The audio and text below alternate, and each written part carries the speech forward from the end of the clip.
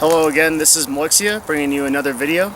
Today's topic is about decision making, the power we have in decision making, and our ability to become cognizant of decisions that we make.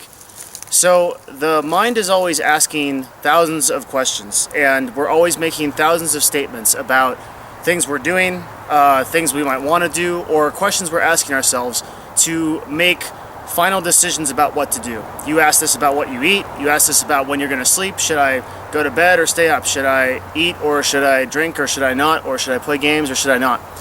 And most of these decisions are pretty unconscious. Most of these decisions are things that we don't realize that we're asking ourselves. We're having these conversations in our head and we're not actually realizing that we're conscious of them. But through mental awareness, we can become cognizant of them. And that's our topic for today, is how to become cognizant of those things and the questions that we ask, and through that, control our reality. This is a very cool technique that's helped me a lot in life, and so I hope this also helps you. When making decisions, you're having a conversation in your head.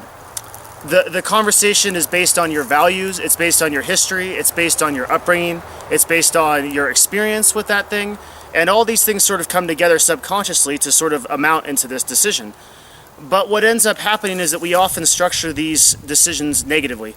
We say something like, I really hate my job. I really hate my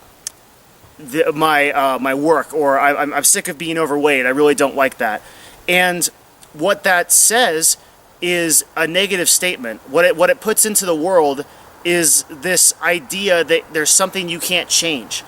That you're making a decision when you make a statement like that, and you're saying, I'm not willing to change this, I don't like it, but I'm dealing with it. I hate my job, I hate my boss, and I wish I could change it. That's not an empowering statement, it's disempowering. Instead, what we can do as a practice is change the way that we actually make the statement towards something productive. So let's take that previous statement. Instead of, I hate my job, I hate my boss, I hate what I'm doing, why don't you change the statement to, how can I improve at my job? How can I improve and love what I'm doing? How can I change my job or get another job that I love doing? And that single statement changes what you're really saying. It makes it into something that all of a sudden, what is impossible, what is impassable, becomes possible. Now suddenly you're not saying, oh, I don't have this ability, I can't do this, I hate it, but I can't deal with it. Instead, you're saying, I can change it. I have the ability to change it. Not only that, but I'm going to put an action statement into my change, and I'm going to say how I'm going to change it. So for example, with the second one, why am I really overweight? A lot of people ask me that a lot. And I say to them, how are you structuring the statement? And what if they changed it to, how can I think of 3 different things? I can write down 3 different things that I really, really love to do for exercise and make those things happen. How can I do those every day and have a ton of fun with it? Wouldn't that be such a different statement than if you just said, man, I hate this, like I can't do it, It's this difference between empowering language.